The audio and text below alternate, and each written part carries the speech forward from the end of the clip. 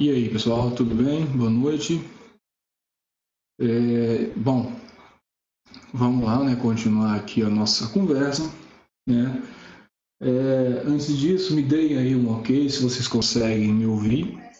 Se vocês conseguem observar aqui a minha passagem de slides, vocês conseguem observar aqui a minha marcação. Se tiver tudo ok, me dá um joinha aí que a gente já vai continuar o nosso papo, beleza?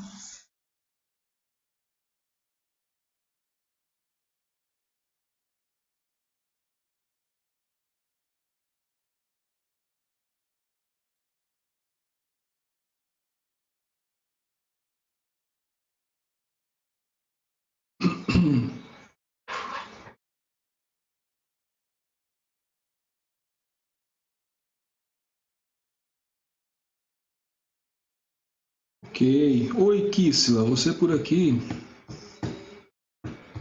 Bom, beleza, pessoal, olha só. Então, a gente vai continuar nossa conversa aqui da semana passada. De alguma forma, ainda é uma rápida revisão do que a gente já viu, mas aqui a gente já começa a andar um pouco na disciplina, né? A gente já vai para aquela parte um pouco mais densa, né? Para a parte da descrição matemática da tensão, da descrição matemática da corrente, da impedância, para daqui a pouco a gente aplicar isso em um circuito de corrente alternada, tá? Bom, algumas questões aí para a gente relembrar. Me perguntaram aqui agora há pouco, os vídeos eles já estão disponíveis, tá? Só que é preciso do link. É só ir lá no AVA, pegar o link e jogar no YouTube que você consegue acessá-los. Eles só não estão públicos ainda, tá? Mas eles já estão disponíveis. Eu queria saber a respeito do livro, eu postei um tutorial, eu queria saber se alguém conseguiu acessar o livro e se não conseguiu, se viu o tutorial, tá? Se não viu o tutorial, dá uma olhada nele e tenta fazer lá o acesso à biblioteca virtual, tá?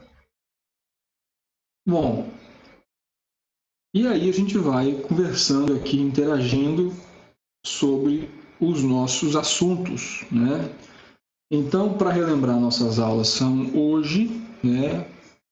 Mais para o final da noite, né? 8h30, na verdade, né? A gente começa um pouquinho atrasado para todo mundo chegar, mas 8h30, 8h40. E é interessante que a gente não atrase ali, que tenha um quórum e tal, né? E na sexta-feira, às 6h45, ali até às 7 a gente começa a nossa aula. Bom, então, pessoal, a gente estava aqui comentando a respeito da descrição de fontes senoidais, né? Então, eu mostro ali para vocês justamente um gráfico que representa a tensão alternada, né? Sobre a qual a gente já conversou algumas vezes. Então, deixa eu retornar aqui rapidamente no slide anterior. Observa aí, ó, que nesse slide a gente tem a expressão matemática no domínio do tempo, isso é importante, e descreve esse comportamento aqui, que é o da tensão alternada, né? Poderia ser de uma corrente, naturalmente poderia. Para isso, eu teria que simplesmente substituir aqui o valor máximo de tensão pelo valor máximo de corrente, e aqui eu teria a corrente ao longo do tempo, tá? Essa tensão ela é alternada porque ela muda de sinal ao longo do tempo, tá? Se ela fosse desse formato aqui, ela não seria alternada, apesar da variação, ela não seria alternada, tá? Bom, existe aqui uma frequência fundamental de valor 60 Hz no Brasil. O período é dado por 16,6 milissegundos, né? A gente já sabe, tá? E aqui existe uma variável, uma componente importante, que é a fase, tá? Essa fase aqui ela tem uma série de desdobramentos do ponto de vista elétrico, é preciso que a gente saiba a respeito, tá? Bom, então, para esclarecer aqui graficamente o que é a fase, seria, por exemplo, esse deslocamento horizontal aqui. Digamos que aqui eu tenha um sinal de tensão e aqui um outro sinal de tensão. Eu estou comparando ali o pontilhado com o contínuo e eles não estão em fase. Por quê? Porque há justamente essa diferença ali horizontal entre eles. Tá? Esse gráfico aqui, pessoal, eu preciso que a gente entenda, ele é ao longo do tempo. Sim, ele é ao longo do tempo. No entanto, existe um entendimento ou uma aplicação que você pode considerar aqui um ângulo, tá? De que ponto de vista? Do ponto de vista que esse gráfico ele é periódico, né? Ou seja, ele se repete ao longo do tempo. Então, se você sai de um ponto, por exemplo, aqui um pico, né? Passa pelo vale e volta até o pico, é como se você tivesse passado por todo o gráfico. Tá? A partir daí, o que vai acontecer para frente se repete e o que aconteceu anteriormente também é repetição. Então, você pode considerar aqui que você sai a partir de qualquer ponto em 0 grau. E se você atravessa um período, você chega até 360 graus. Tá? Ou, se você sai de 0 radiano, você chega até 2π radianos. Tá? Então, esse gráfico ele é ao longo do tempo, sim, mas há um entendimento, uma interpretação ao longo de um ângulo, certo? Bom, essa fase aqui ela é medida em ângulo, tá? Ou em grau ou em radiano, certo? Bom, aqui eu tenho a frequência angular, né, que se relaciona pela frequência fundamental, através do 2πf, sobre o qual a gente já falou também. Bom,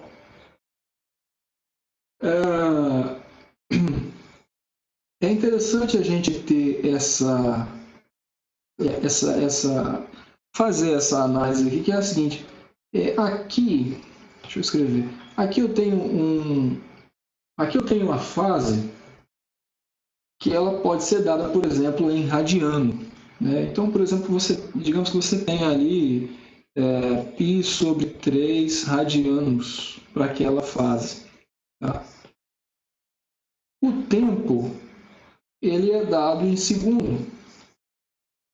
A frequência angular é dada em radiano por segundo. Bom, e aí tudo certo, porque vira um arco em radiano, porque você tem aqui o produto de radiano por segundo, que dá radiano, e aí vai somar aqui com radiano. Você pode representar essa fase em graus? Você pode representar essa fase aqui em graus, por exemplo, 60 graus. Tá? Agora, é preciso que você tenha ciência de que esse cosseno ele precisa ser colocado na mesma variável, né? A fase e o termo ômega t, tá? Pelo menos para você ter um entendimento dele. Tá? Eu quero dizer que você não pode somar algo que está em radiano com algo que está em grau, a não ser que você converta um dos dois. Tá?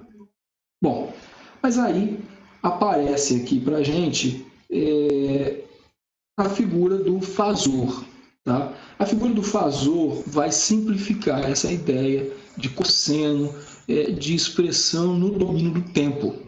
Certo? Bom, eu estou passando aqui rapidamente esses slides, tá? A respeito de valor RMS, etc. Logo eu volto neles, que eu quero que a gente esteja aqui com a ideia de fasor muito bem estabelecida. Tá? Então, o fasor é a forma de representar aquela expressão senoidal. Tá? Existem aqui uma série de desdobramentos matemáticos que eu não quero me ater nesse momento. Tá? O fato é que a nossa representação fasorial é desse tipo aqui. Ó. Então, você tem um V aqui, ponto ou seta, tá? É uma representação que está não mais no domínio do tempo, e sim no domínio fasorial, dado pelo Vm com fase φ.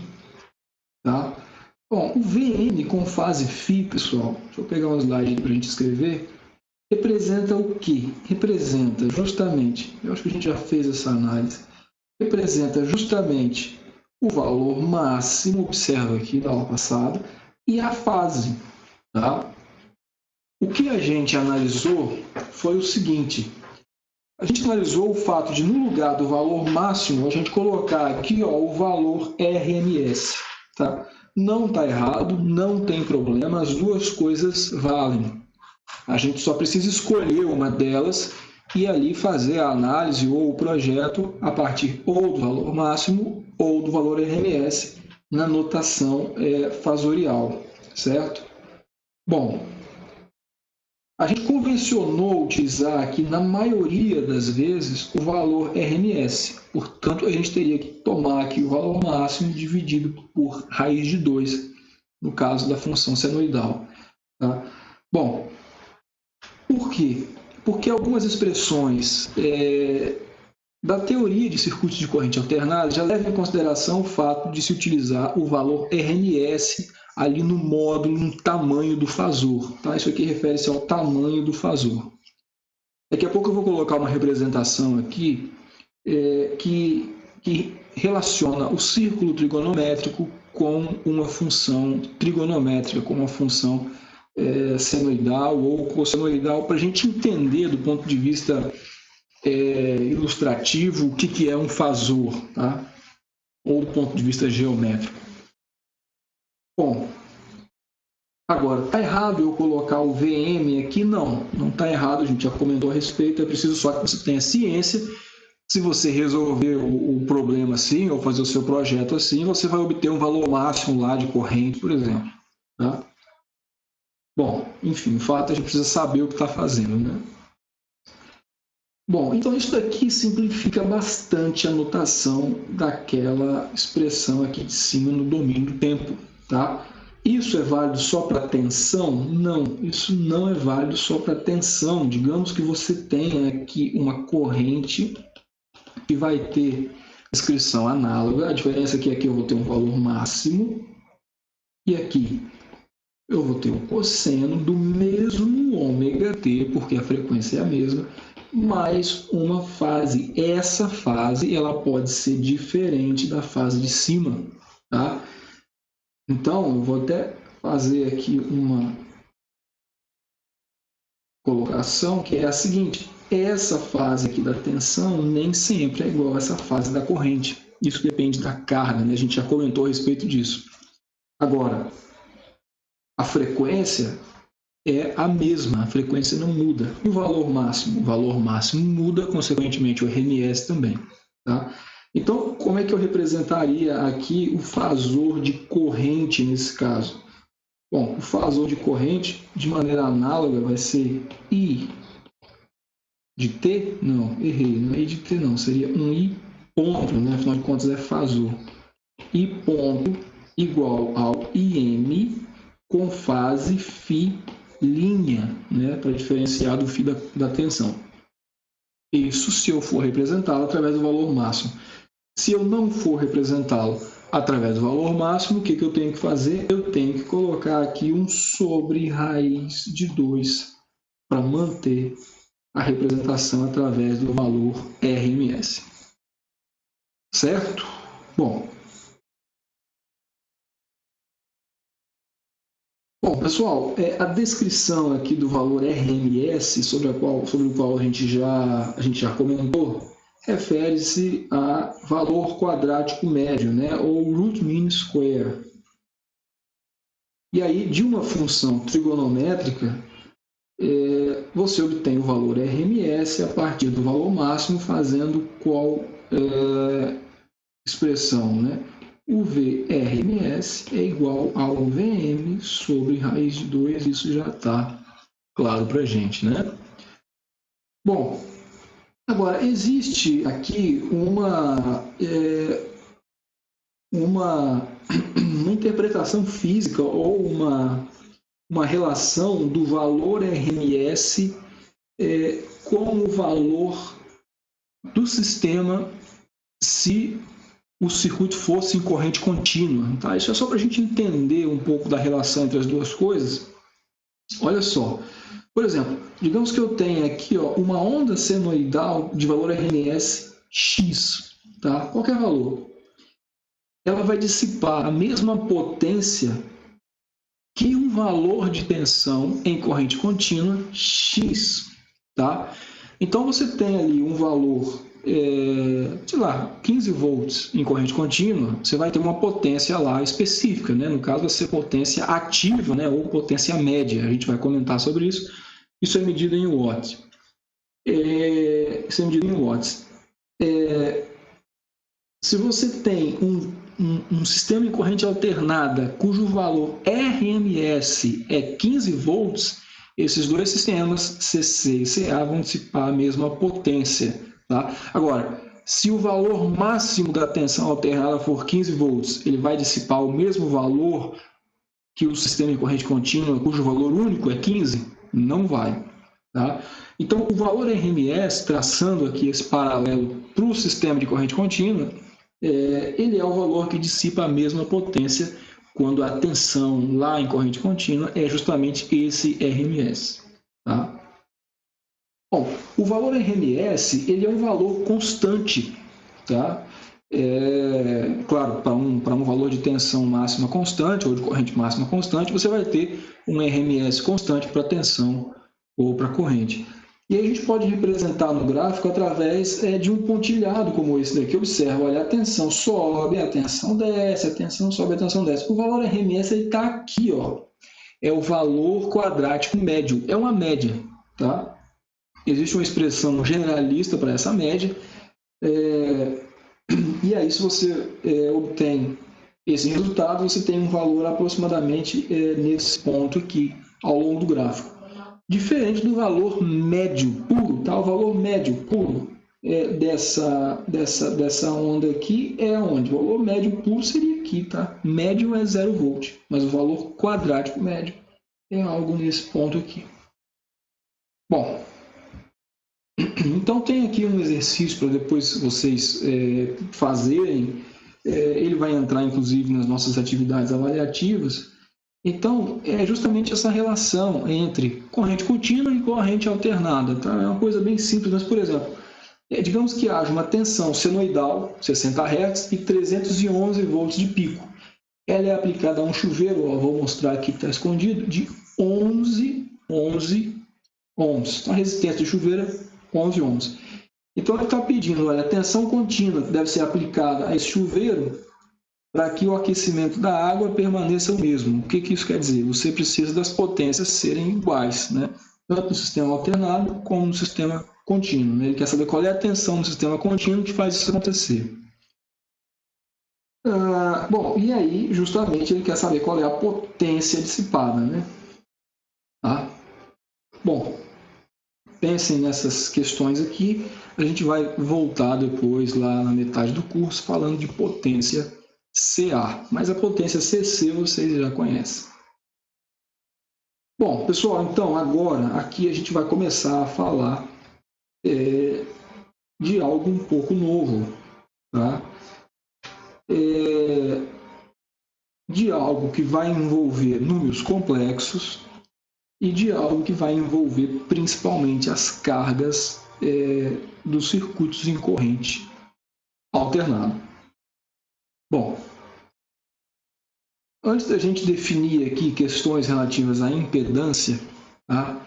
Eu quero mostrar para vocês justamente aquela interpretação do fasor. Tá? Observa, você tem aqui do lado direito uma parte de um gráfico de uma tensão, por exemplo, de um sistema alternado. Tá?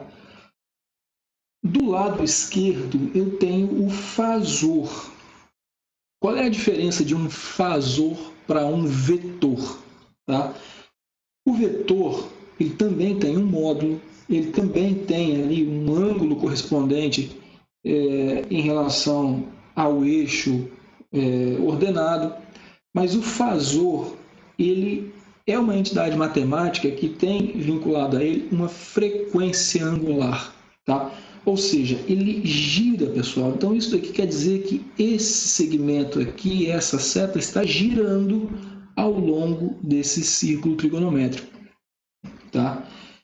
Ele gira à medida que essa tensão aqui se modifica, tá? Pelo fato dela ser é não constante e mais ainda alternada, tá?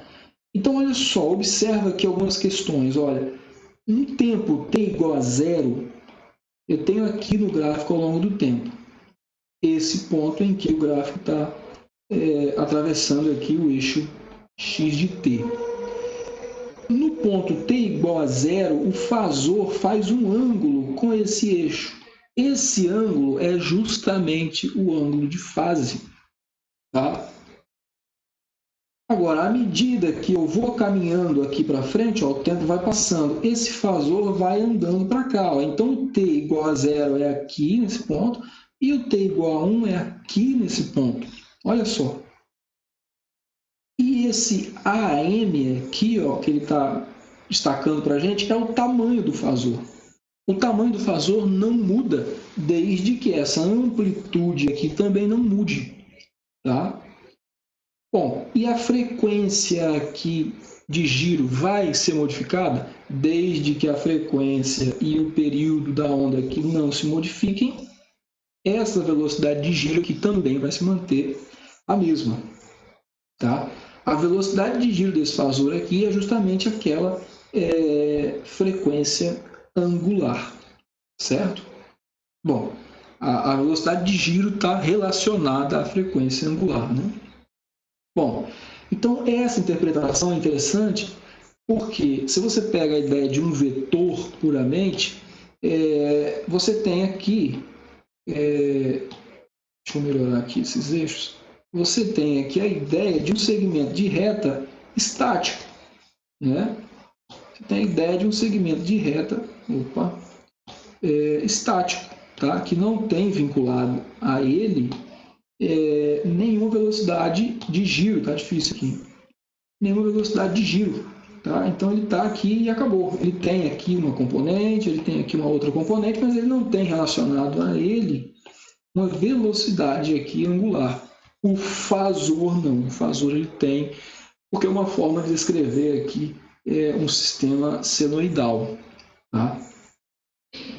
Bom, pessoal, então agora a gente vai começar a falar da impedância desses circuitos, tá? Então, deixa eu abrir um slide aqui e tentar mostrar com alguma calma como que essas cargas elas vão se apresentar para a gente, tá?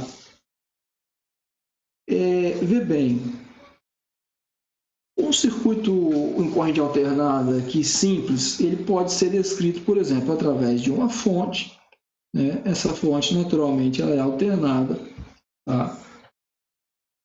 A gente já sabe aqui o comportamento dessa fonte, a gente vinha conversando sobre isso. E aqui a gente tem uma carga, certo? Essa carga eu vou representar através, inicialmente, aqui, ó, de uma caixa preta. O que é essa caixa preta? A gente não sabe o que tem ali dentro, tá? Bom, aqui, se eu tenho uma fonte, eu tenho aqui um V, né, de T, do ponto de vista temporal, ou um V ponto do ponto de vista fasorial, tá? A gente pode ter aqui a nossa referência, certo? Então, aqui é a nossa referência do circuito. Mesmo que o sistema seja alternado, é preciso que haja uma referência. Bom, e naturalmente a gente tem também aqui uma corrente, né? De acordo com essa referência aqui, a corrente ela vai ter esse sentido aqui, tá? I de T ou I ponto, que é a corrente fasorial. Bom, aí aparece aquele conceito sobre o qual a gente já havia começado a falar, que é o conceito de impedância, tá? Então eu vou chamar aqui essa carga de Z e esse Z eu vou chamar de impedância. Pessoal, impedância, de maneira análoga à resistência, também pode de alguma forma representar a dificuldade a passagem de corrente elétrica, mas não só isso, seria uma interpretação não totalmente correta, tá? Bom, essa impedância aqui, ela vai se apresentar para a gente como sendo um número complexo. Então, esse Z, eu posso falar que ele pertence ao número complexo. Tá? Beleza? Deixa eu dar uma melhorada aqui nesse complexo aqui.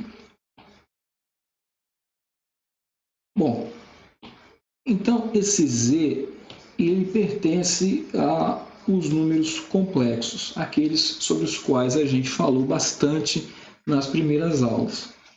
O que isso significa? Olha só, isso significa que o Z ele pode ser escrito da seguinte forma: o Z ele pode ser escrito como 1A mais 1JB, tá? Do que dependem esses parâmetros A e B aqui? Dependem do que tem aqui dentro da carga, tá? Ali podem ter basicamente 3 elementos passivos, que são as cargas mais comuns nos sistemas de circuito alternado. São os resistores, os capacitores e os indutores, certo? Bom, esse Z aqui, ele é medido em ohms, tá? Então, a unidade dele aqui é ohms. Então, eu posso falar aqui muito tranquilamente que esse cara é medido em ohms, certo? Agora, quem são os valores de A, quem são os valores de B e como que a gente determina esses valores, tá? É isso que a gente vai ver a partir de agora. Beleza, gente? Eu estou vendo algumas observações aqui a respeito de algumas questões. Eu vou olhar lá com calma qual é a questão do livro, porque parece que está tendo algum problema de acesso. Eu vou fazer isso logo, pode deixar. Eu achei que o tutorial ia resolver, mas eu vou olhar lá com mais calma. Tá? E aí me deem aí um ok se até aqui o que a gente viu, a gente conseguiu compreender e se a gente pode passar adiante para começar a definir com muito mais tranquilidade agora o que é impedância e como que ela afeta aqui a nossa vida nos estudos de circuito de corrente alternada. Beleza? Me dá um ok ali. Ou um não ok, né?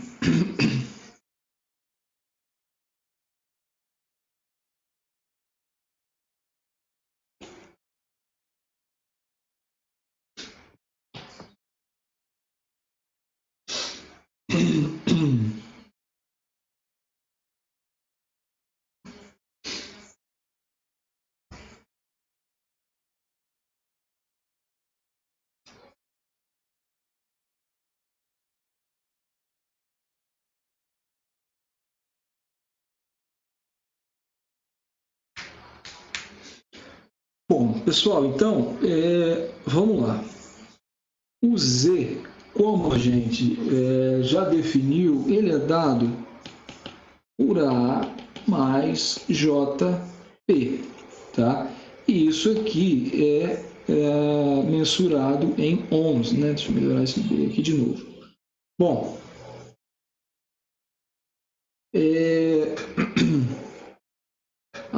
aqui você está comentando a respeito do fasor. Ah, não, né? Aqui está não.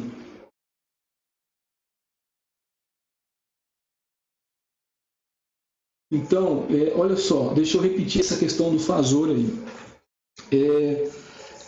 A parte do fasor aqui, pessoal, é o seguinte. O que eu quero que vocês tenham em mente? Vê bem, vamos dedicar esse slide aqui a essa questão do fasor. Vê bem, eu tenho uma representação no domínio do tempo, tá? Então, vê bem, essa representação aqui no domínio do tempo, ela pode ser vista como sendo V de t igual a 1 Vm cosseno de ômega t mais φ. Beleza? Essa representação é chamada de representação temporal daquela daquele gráfico de tensão, né? Ou poderia ser de corrente e tal. Existe uma representação fasorial, que do ponto de vista algébrico vai ser dada pela seguinte expressão, né? Um V ponto igual a um Vm, que seria o módulo do fasor, com a fase, certo? Então, essa representação aqui, ela é fasorial, certo? Então, vamos com mais calma, que a gente vai entender esse conceito aqui. Aí, eu acho que a dúvida, até aqui, o acompanhamento era tranquilo. A dúvida surgiu quando a gente representou isso de forma geométrica, tá? Vê bem, de forma geométrica, eu tenho que vir aqui, ó, nesse gráfico, tá? Eu tenho que vir aqui nesse gráfico e vai colocar lado a lado justamente um fasor e uma função no tempo, tá? Isso aqui, pessoal, o que é esse fasor? Fasor é esse segmento de reta aqui, ó, esse aqui, tá? Aí você me pergunta, mas são dois? Não, não é que são dois. Na verdade, a gente está representando aqui num tempo t igual a 0 e depois o tempo passou, esse cara sumiu daqui e ele veio para cá, ó, no tempo t igual a 1, tá? Então, isso aqui é um segmento de reta, é uma seta na frente. Você pode ver isso como sendo um vetor, só que ele é um vetor que gira com o eixo de giro aqui na origem. Só isso, mais nada. Tá? Isso é um conceito. Tá? Por que isso é um vetor que gira? Porque ele representa uma onda senoidal. Tá? Então, se ele representa uma onda senoidal, a onda senoidal tem relacionada a ela uma frequência. Tá? E aí eu consigo representar aqui no círculo trigonométrico esse giro através aqui da movimentação desse segmento de reta, que é um vetor com uma frequência relacionada, ou seja, um fasor. Tá? Isso é só uma representação. Tá? Do ponto de vista prático,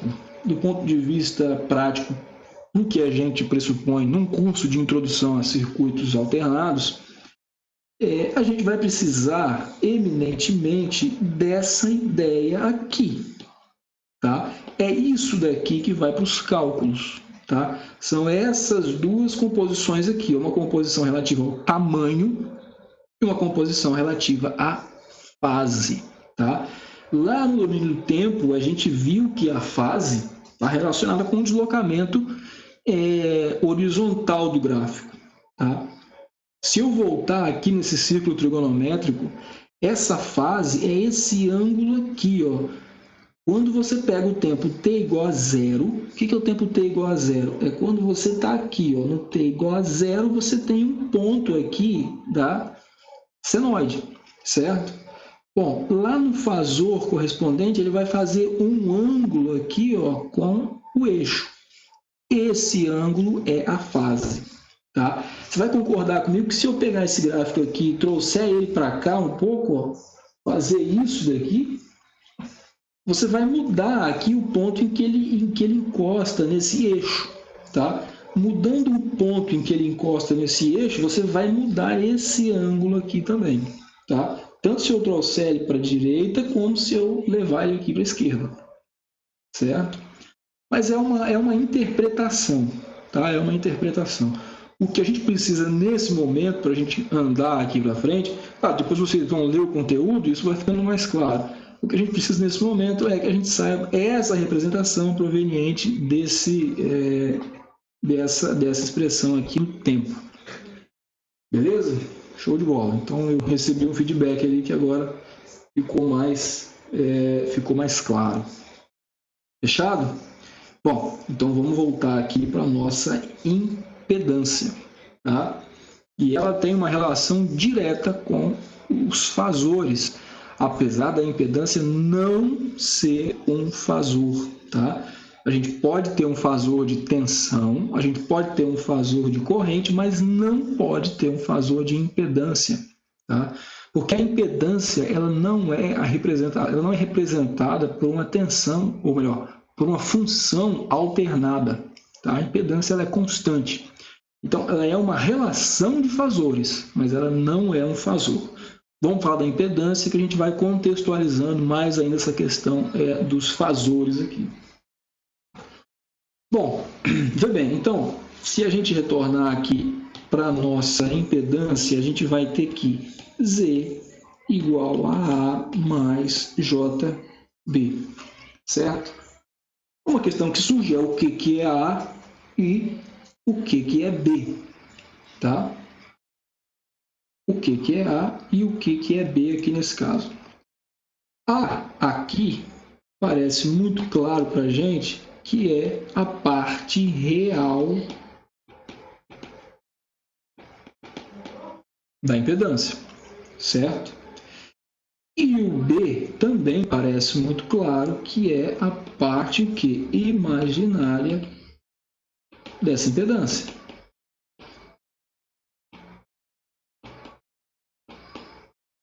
Certo?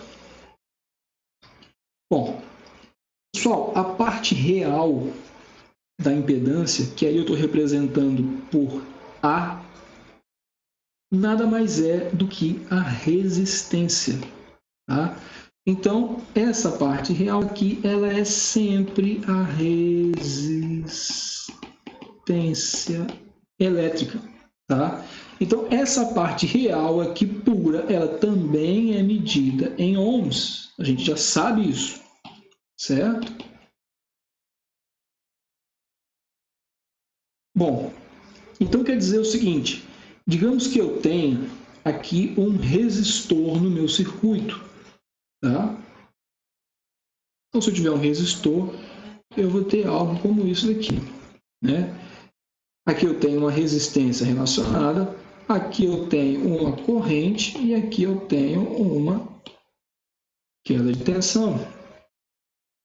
Se eu tiver aqui uma carga do tipo puramente resistiva, se a carga for puramente resistiva, o Z é igual ao R.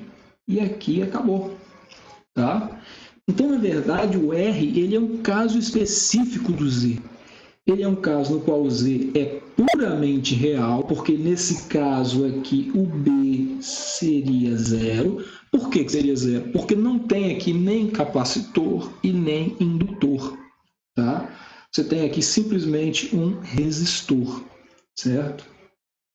O mesmo resistor que vocês estudaram lá em circuito de corrente contínua. Tá? Do ponto de vista físico é a mesma coisa, certo? Bom, agora, digamos que houvesse um indutor ou digamos que houvesse um capacitor junto com o resistor ou não, tá? Por exemplo, aí eu teria uma carga como essa daqui. Digamos que eu tivesse um resistor e digamos que eu tivesse aqui um indutor. Pessoal, então eu cheguei a apresentar na aula para vocês um indutor, tá? É um dispositivo elétrico que ele é chamado de elemento passivo, certo? Ele basicamente, do ponto de vista de construção, é feito de espiras, tá? Espiras são enrolamentos, né? Então, se você pega um condutor elétrico e enrola, ele vai ter uma característica de indução, tá? Uma característica indutiva. Esse cara armazena energia magnética, tá? E há uma série de desdobramentos do ponto de vista elétrico. Tá? Eu não quero entrar nesses méritos agora, porque eu quero que ele seja visto aqui simplesmente como sendo uma carga elétrica.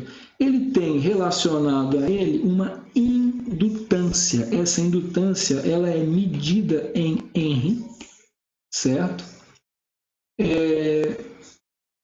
E aqui, junto com essa carga, eu teria naturalmente uma resistência que seria a parte resistiva dessa grande carga aqui, tá? Bom, nesse caso eu teria a impedância como sendo o quê? Z igual à parte real, que é o R, já posso colocar, que é a resistência, mais um JX. Tá? Esse x aqui, ele não é igual a esse L, mas ele é relacionado com esse L. Quem que é esse x? O nome desse cara é chamado, o nome dele é reatância. Então, o nome desse cara é reatância. Tá? Ele também é medido em ohms. Então, aí a gente formou uma impedância com parte real e parte imaginária, certo? Lembrando que a parte real também é medida em ohms, resistência. Parte imaginária também é medida em ohms, reatância.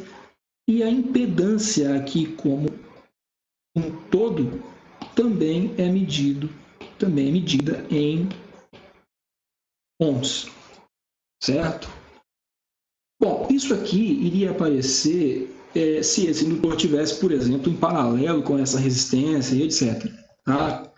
Se tivesse aqui resistência e um equivalente indutivo ou indutor, ou até circuitos que houvesse capacitores, mas que houvesse maior importância da parte indutiva, iria aparecer aqui esse X, certo? Bom, a gente pode falar ainda o seguinte, ó, veja bem, a gente pode falar o seguinte, que como esse X ele é proveniente de um indutor, essa reatância é chamada de reatância indutiva, e ele leva esse índice L aí, tá? Então, essa reatância aí, especificamente, é chamada de reatância indutiva, tá? Isso. Estão perguntando o que significa Z. Z significa impedância. Ele já respondeu isso aí. Beleza. Bom, essa reatância, então, ela é indutiva. Tá? Como que eu chego no valor dessa indutância com respeito, ou melhor, no valor dessa reatância com respeito à indutância, né? Uma série de sufixos aqui. Impedância, vamos lá, impedância, resistência, reatância, no caso indutiva, e aqui indutância, tá? Todas essas dadas em ohms e a indutância dada em Henry, beleza? Bom, como que você relaciona a reatância indutiva, que eu vou chamar aqui de XL, né? A reatância indutiva com o indutor? Simplesmente isso é dado por ômega L, tá?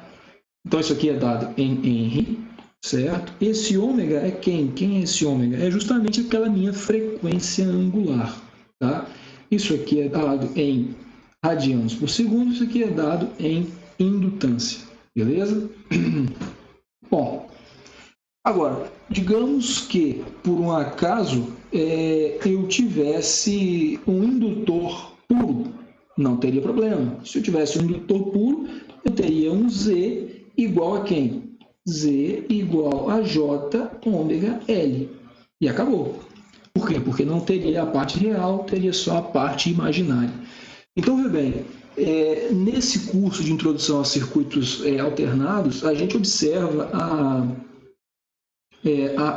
a relação direta entre números complexos e a forma de você representar matematicamente as impedâncias que contenham indutores, e agora a gente vai ver as que contenham capacitores. Tá? Bom, pessoal, eu estou tentando ser o mais direto possível, tá? Para que a gente tenha aqui relações que são as principais. Tá? Eu não estou dando muitas voltas aqui. É claro que lá no capítulo 9 do livro, que vocês têm que dar uma lida, existe um formalismo um pouco maior, um passo a passo um pouco maior, mas o que é importante a gente está trazendo aqui. Beleza? Tudo certo? Tudo bem? Todo mundo acordado aí ou não? Hein? Certo? A irmã da Adriele está aprendendo hoje também ou já desistiu com a primeira aula? Porque tá com cara já desistiu, né, Adriele? Fala aí.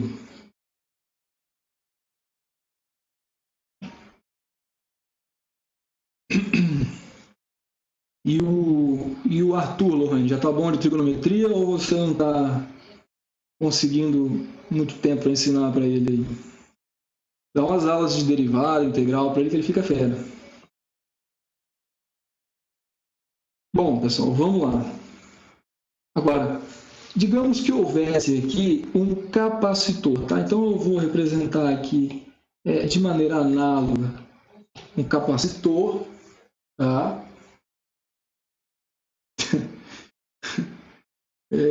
De maneira análoga aqui um capacitor numa carga, certo? Isso, aí estão me perguntando se Z for somente real. Se Z for somente real, fica nesse caso aqui, ó, Z igual a R. Aqui, ó, deixa eu colocar aqui, você estava dormindo, hein? Z igual a R, puramente real. Beleza? Brincadeira.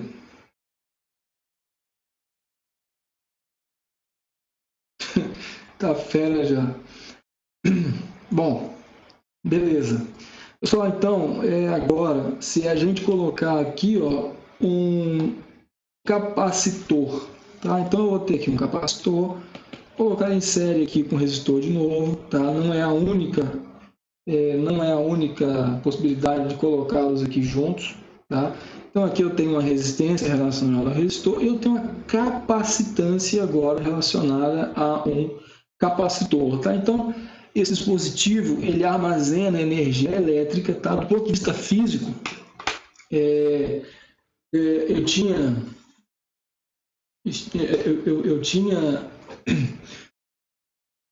tinha comentado aqui que, do ponto de vista físico, né, os indutores, eles são... O indutor, como a gente vê aqui no circuito, ele é um modelo, na verdade, né? Isso é uma forma de você representar matematicamente, né, do ponto de vista do circuito.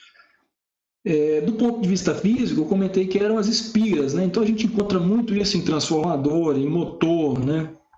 Se abrir ali, existem os enrolamentos, né? As espiras e tal. O capacitor, do ponto de vista físico, ele é basicamente um sistema que tenha dois eletrodos, né? Ali dentro você tem um campo elétrico praticamente constante, tá? Então, um eletrodo positivo, uma placa positiva e uma placa negativa, e ali no meio, entre elas, você tem um dielétrico, tá? E esse dispositivo ele armazena energia elétrica e, claro, tem uma série de aplicações e desdobramentos em engenharia elétrica, assim como o indutor, tá? Lá no estudo de eletromagnetismo, no estudo de motores, no estudo de transformadores, vocês vão estudar a respeito de indutores, e lá no estudo de capacitores tem uma série de aplicações, do ponto de vista do sistema de potência, na parte de geração de reativos, né, na parte de correção de fator de potência, enfim, a gente vai comentar sobre isso. Está relacionado com eficiência energética, né, com fator de potência, tem uma série de aplicações em eletrônica, né? Então eu não vou entrar em todos esses méritos agora, tá? Bom, ele também é um elemento passivo aqui no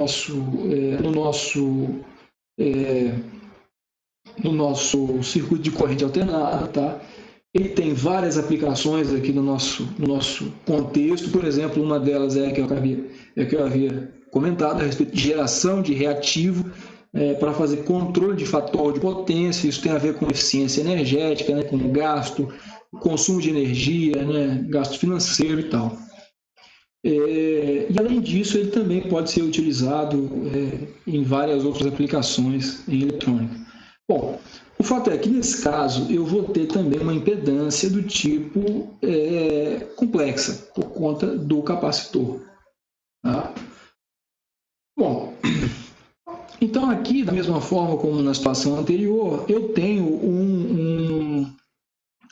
um R real aqui, né, resistência real.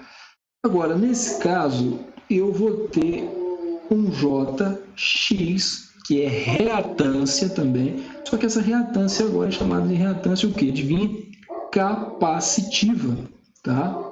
Então, essa reatância é chamada de reatância capacitiva, certo? Ela também é medida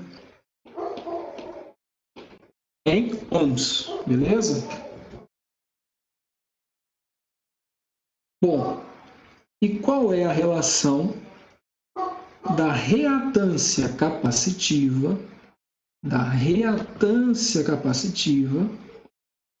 com a capacitância? Observa, a capacitância, eu escrevi aqui, ela é dada em Faradays. Então, a unidade da capacitância é dada em Faradays, representado por F. Tá? Bom, a relação é a seguinte: o XC, que é a reatância capacitiva, é dado por menos, observa, menos 1 sobre ômega C. Bom, esse C é a capacitância e esse ômega é aquele mesmo ômega, da frequência angular. Bom, então você tem que a impedância, nesse caso, ela seria de que tipo? R menos, por conta desse menos aqui, J sobre ômega C. Tá? Então, quando você tem a impedância com essa cara aqui, de forma que tenha um menos aqui no meio e um J aqui em cima, depreende-se que é um circuito que tem a parte complexa formada por um capacitor e não um indutor. Aí você me pergunta, pode haver indutores no circuito? Pode, mas quando você faz um equivalente ali, a quantidade de capacitores, ou o efeito capacitivo, de maneira geral, é maior do que o efeito indutivo. Tá? Quando você tem um mais aqui no meio, né, porque nesse caso indutivo, a gente teria aqui a impedância como R mais J ômega L. Então, nesse caso aqui, como você tem aqui o mais, você infere que tem aqui um efeito indutivo, certo? Pessoal, essas duas cargas aí, elas são importantíssimas, tá? A gente vai fazer uma série de análises sobre essas cargas, a defasagem da tensão e da corrente sobre elas, tá? O que consome potência, o que gera potência, qual é o tipo de potência consumida, qual é o tipo de potência gerada, qual é a consequência que isso tem para uma instalação elétrica ou para um sistema elétrico, certo? E assim por diante, tá? Bom, então, dito isso, eu acho que vale a pena a gente fazer um exemplo aqui simples, extremamente simples, mas eu acho que vai elucidar a maioria das dúvidas, porque a gente tem feito só uma abordagem teórica, né? Mas faz parte porque a gente tem que estar ciente aqui dessas questões e vocês, obviamente, têm que complementar essas aulas com a leitura do livro, né? Ler o livro é fundamental. Não que o que tem aqui não seja suficiente, mas a leitura do livro é importante, né? O hábito da leitura do livro é importante, tá?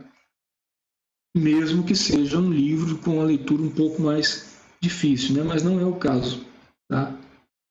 Se for com uma leitura mais clara, mais simples, naturalmente é muito melhor. Bom, então, o Jailson ali de vez em quando me pede, então vamos dar uma pausa aqui, vamos fazer um exemplo aqui, passo a passo, de como a gente usa fonte, fasor, calcula a tensão, calcula a corrente, onde que a gente usa impedância, onde que a gente usa resistência, onde que a gente usa reatância, seja ela capacitiva ou seja ela indutiva, tá? Respectivamente com capacitores, né, e indutores, que tem capacitância e indutância inerentes. Tá certo? Vamos lá. Ficou um pouco baixo esse Z aqui, né? Deixa eu melhorar esse Z aqui. Tem hora que eu olho, depois eu vejo só aqui, ó. Opa, não posso catar esse cara aqui de cima. Pronto, aí agora ficou bom.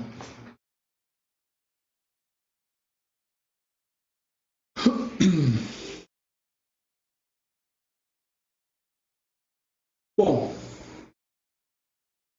pessoal, e lembrando que esses vídeos eles estão disponíveis, né? Então vocês têm que dar uma vocês podem revê-los, né? Então é uma possibilidade a mais aí para vocês, às vezes passou alguma coisa em branco, né? E aí vocês conseguem observar depois. Bom, então vamos lá para esse exemplo aí que a gente caminha para o final da nossa aula, né? Mas o exemplo é longo, não é pequeno não. Vamos lá, olha só. Então, vamos partir da seguinte situação. Deixa eu ver aqui para não escrever atrás de mim nem embaixo. Né? Vê bem. Imagine que a gente tem o seguinte circuito elétrico aqui. Eu tenho aqui uma fonte alternada naturalmente, tá? E aqui eu tenho uma carga, então um circuito sério, um circuito simples. Essa carga é formada por uma resistência em série com uma indutância, certo? Aqui está a minha referência do circuito, beleza? Bom, digamos que aqui eu tenho um V de T, né? E esse V de T ele foi fornecido aqui pela especificação da fonte, e digamos aqui que ele valha, certo? 180, deixa eu trazer um pouco para baixo de mim, 180 cosseno de 377 T mais 10 graus. É a especificação da minha fonte. Tá?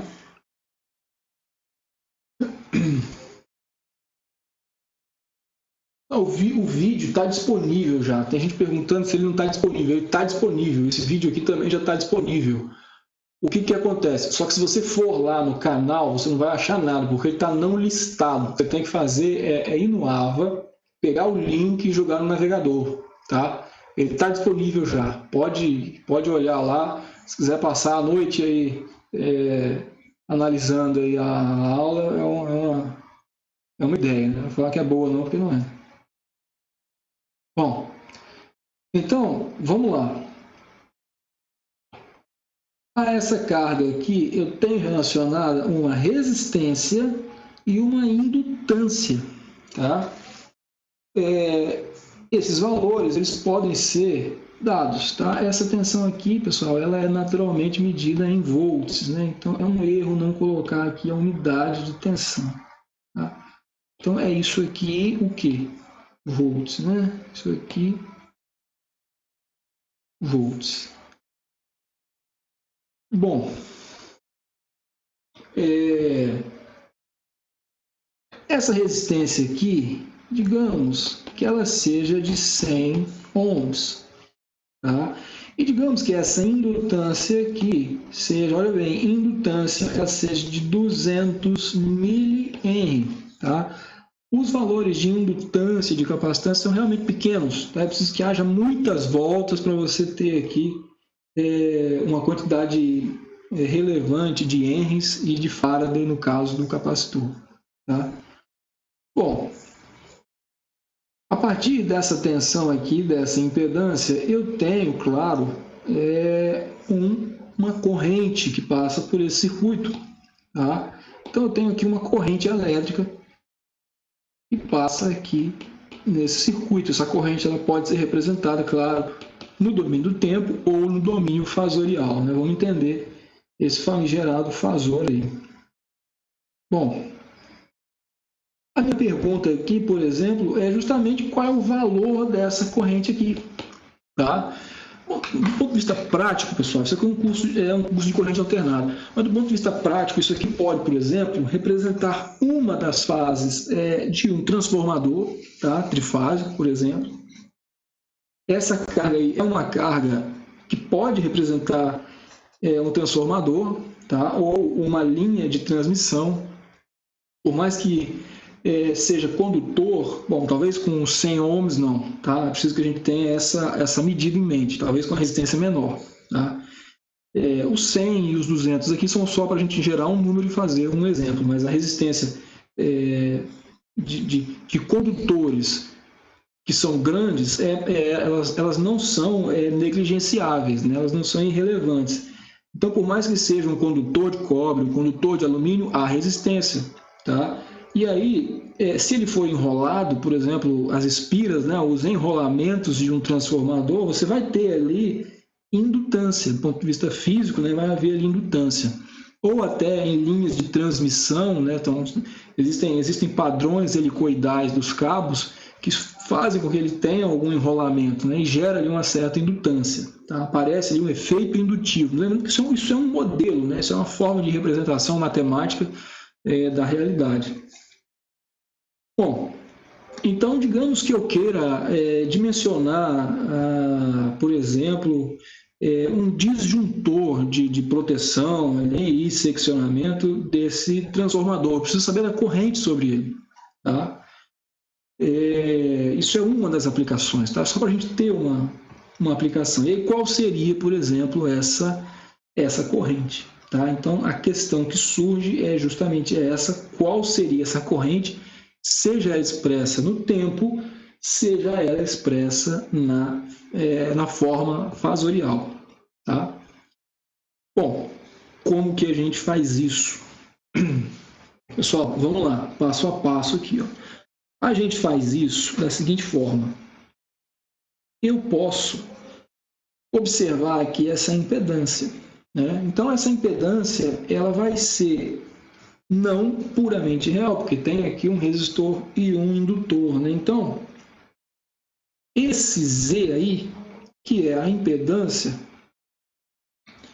ela pode ser descrita como Z igual a um R mais um JXL. Não é o L, é o XL, que é a reatância indutiva. Bom, a reatância indutiva, nesse caso aqui, ela vai ser dada por qual expressão? XL dado por ômega L. Né? Eu tenho o ômega e eu tenho o L. Tá? Mesmo que você não tenha observado ainda, eu tenho as duas coisas. O L está fornecido aqui, você está vendo, mas o ômega está fornecido aonde? O ômega, pessoal, ele está fornecido aqui, ó, tá? O ômega está fornecido aqui, 377 radianos por segundo. Por que o ômega está fornecido aí? Porque a forma canônica, né, a forma que a gente tem representado as expressões é ômega T mais φ. Significa que a fase, então, o φ é 10 graus? Sim, com certeza. E esse 180 aqui é o quê? É o Vn, tá? Então, eu tenho que esse x aí vai ser igual a quanto? 377 vezes 200 vezes 10 a menos 3. Afinal de contas, são 200 mili. Tá? Então, aqui eu vou ter o meu XL já fornecido em ohms, que vai dar quanto? Vamos fazer essa conta aqui, né? Senão a gente não vai para frente. São 377 vezes 200 mili, né? Ou 0,2. Então, são aqui, se eu não errei as contas, 75,4 ohms, tá, pessoal? Ohms, 75,4 ohms. Eu estou me ambientando com essa caneta aqui. Ainda às vezes, não é a letra que é feia, não, porque eu estou me ambientando com a caneta aqui. Tá? Às vezes ela fica muito sensível aqui. Bom, e a parte da resistência? A gente sabe? Sabe, a parte da resistência foi fornecida, que são aqui 100 ohms, né? 100 ohms. Bom, então aqui eu consegui formar essa impedância, tá? Ou seja, eu tenho uma impedância aqui que vale 100 mais J75, esse 5 é um problema, 0,4 ohms. Esse ohm também é um problema. Bom, e agora? Resolver o meu problema? Eu pelo menos tenho ciência aqui dessa impedância, tá? Pessoal, agora a gente vai aplicar aqui justamente a lei mais comum dos circuitos elétricos, que é a lei de Ohm. Por que é a lei de Ohm? Pessoal, vê bem, eu tenho ali um circuito série, né? Eu tenho uma tensão, tenho uma impedância, tá? Então, como que eu descubro a corrente, tá? Naturalmente, eu posso falar o seguinte, olha, que a impedância ela é igual à tensão fasorial sobre a corrente fasorial, tá? Isso é extremamente importante. Então, a corrente fasorial ela é igual à impedância vezes a tensão fasorial.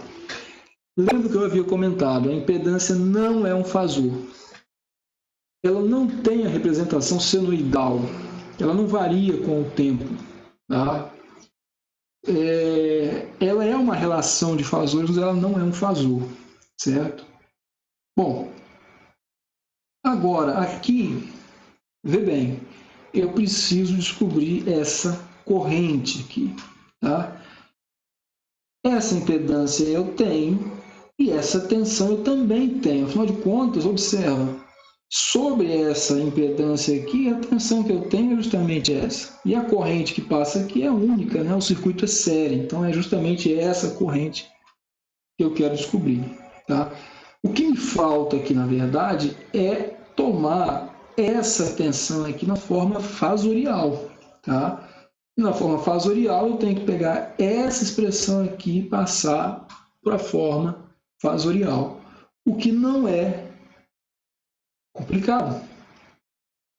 Como que a gente faz isso? Olha só, eu vou escrever aqui o V de T novamente, são 180 cosseno de 377t mais 10, certo?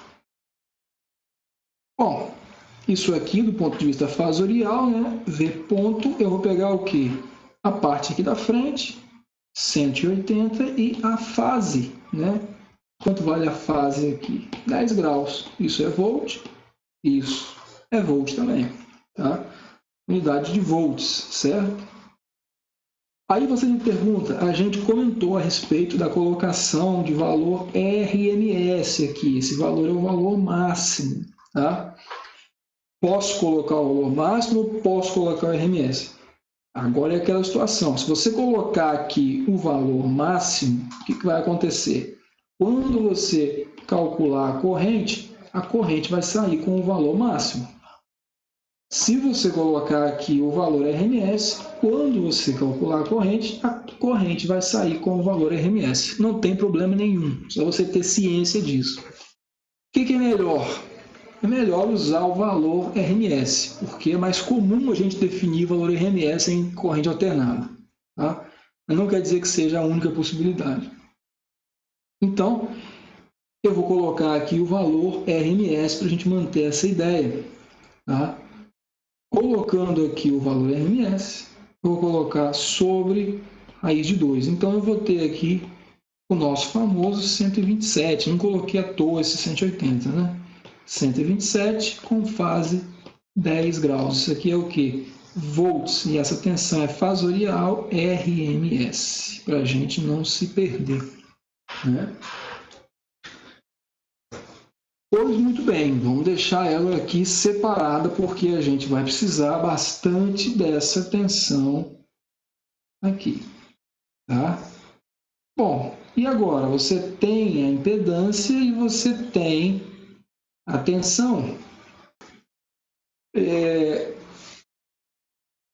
A tensão, ela está aqui na forma fasorial, claro, e essa forma fasorial, ela tem a mesma forma que um número complexo polar. O número complexo na forma polar. Então, deixa eu sumir esse polar aqui. Bom, e se você voltar aqui no slide, você vai ver que essa impedância, ela está aqui, claro, é um número complexo, só que ela está na forma retangular, tá? Então, o que a gente precisa fazer aqui é pegar aquela impedância e colocar na forma polar, tá? Então, aquele Z igual a 100 mais J 75,4, ele tem que passar para a forma polar, tá? Ah, posso fazer, tá? Bom, então, deixa eu passar esse Z aqui para a forma polar, tá? Então, o Z aqui na forma polar, deixa eu passar aqui, espera um minuto aí. Vou refazer aqui, acho que agora vai dar certo.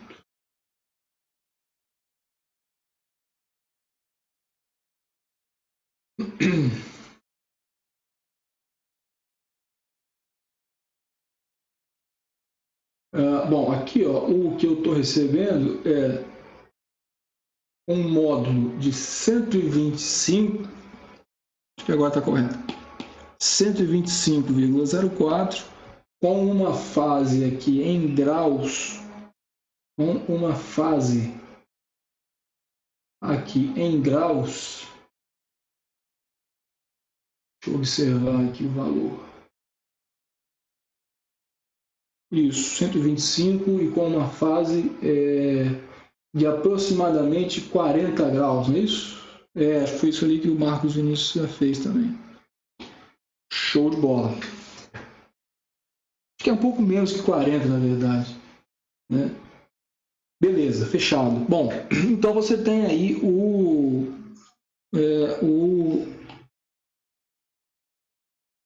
número complexo na forma polar. Então, ó, o meu valor de I aqui, na verdade, é o quê? É o V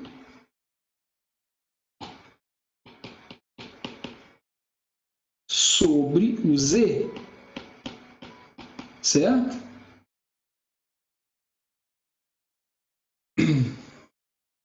Ó, o meu V aqui, ponto, né? Então vai ser o 127 com fase 10, dividido pela impedância, que é 125,04, com fase 40.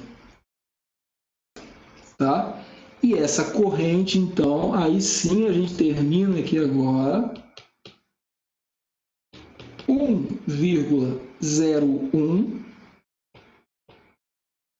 com fase quanto, pessoal? Olha só, aqui o que a gente faz? Ó, a gente está dividindo, então vai ser 10 menos 40, que dá menos 30 graus amperes. Esse módulo de corrente, pessoal, a gente tem que lembrar que ele é um módulo RMS. RMS. Por quê? Porque o valor de tensão foi o valor RMS que a gente utilizou para fazer.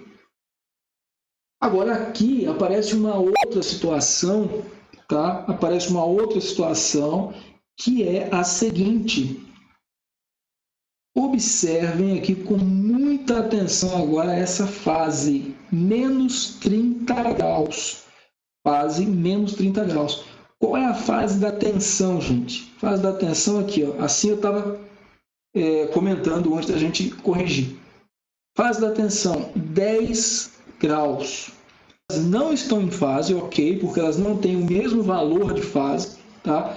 Mas aqui tem uma questão importantíssima que vai acompanhar a gente para o curso inteiro. A tensão está adiantada com respeito à corrente ou a corrente está atrasada. Como que eu sei isso? Porque esse cara aqui, ele está em menos 30 graus.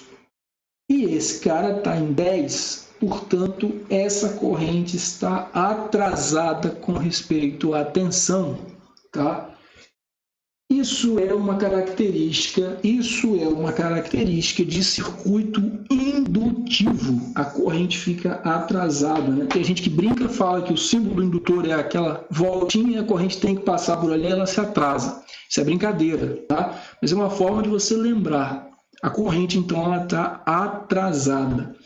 Se fosse capacitiva a equivalência, se a equivalência do circuito fosse capacitiva, a corrente estaria adiantada com respeito à tensão, certo? E se o circuito fosse puramente real, se o circuito fosse resistivo, você teria tensão e corrente em fase, tá? Aí você me fala, mas aqui no circuito eu tenho resistor.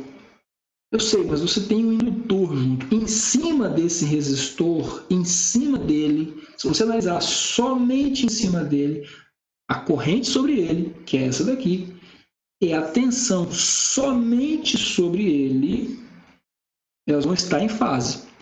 Mas quando você pega a corrente do circuito, que é essa mesma, e a tensão na carga inteira, elas têm essa defasagem de forma que essa corrente fique atrasada, tá?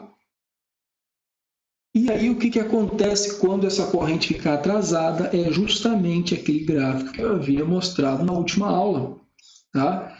Então você vai ter essa característica aqui, ó, de tensão e de corrente. Exatamente essa daqui, ó. A corrente fica atrasada.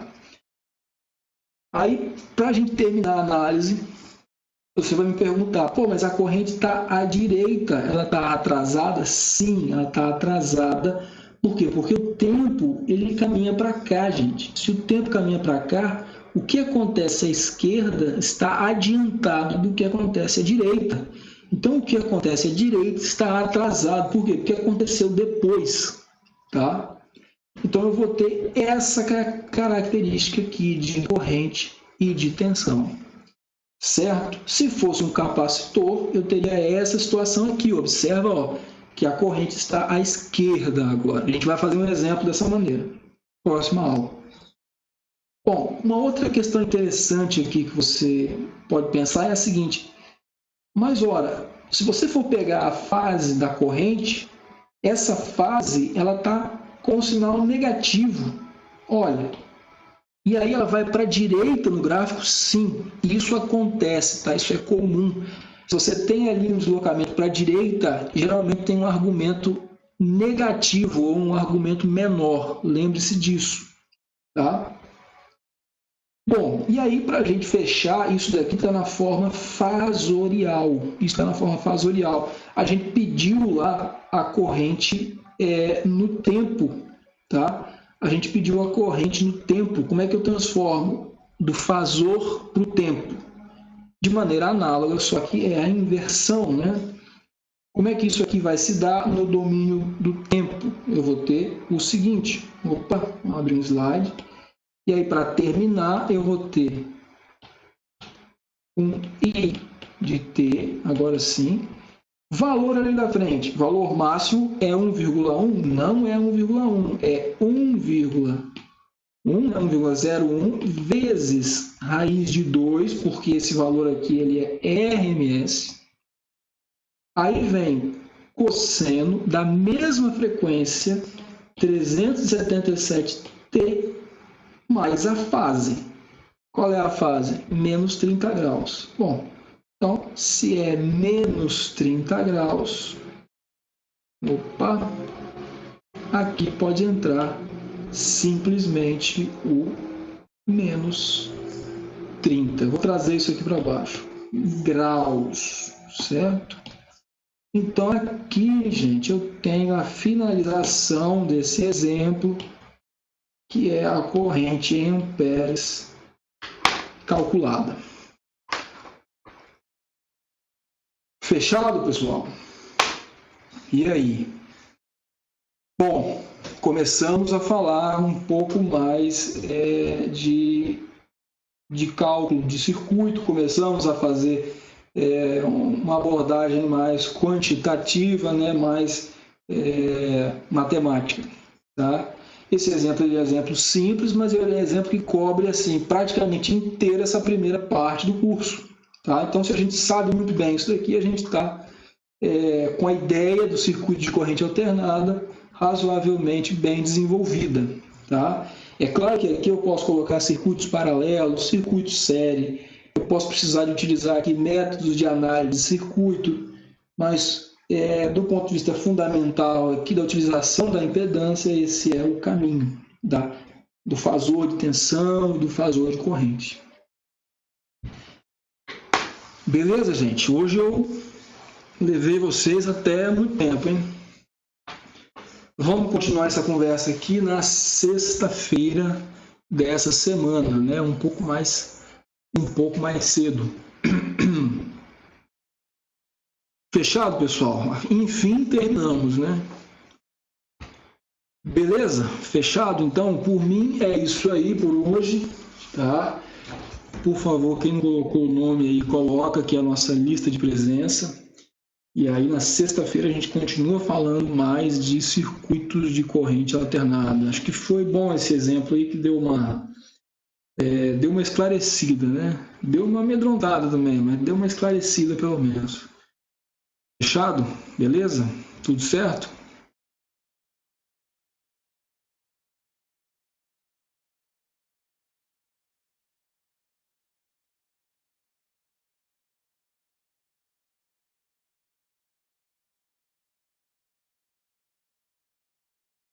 Pessoal, então, tudo resolvido, tá?